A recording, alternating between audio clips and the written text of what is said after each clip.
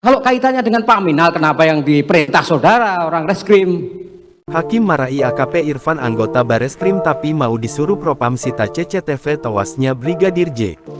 Hakim anggota Juyamto memarahi mantan Kasubnit Isubdit 3 Direktorat Tindak Pidana Umum di Tipidum Bareskrim Polri AKP Irfan Widianto yang mau-mau saja disuruh mengambil DVR CCTV di sekitar rumah dinas Verdi Sambo, Kompleks Polri Duren 3. Apalagi, yang memberi perintah adalah personel Biro Pengamanan Internal Paminal.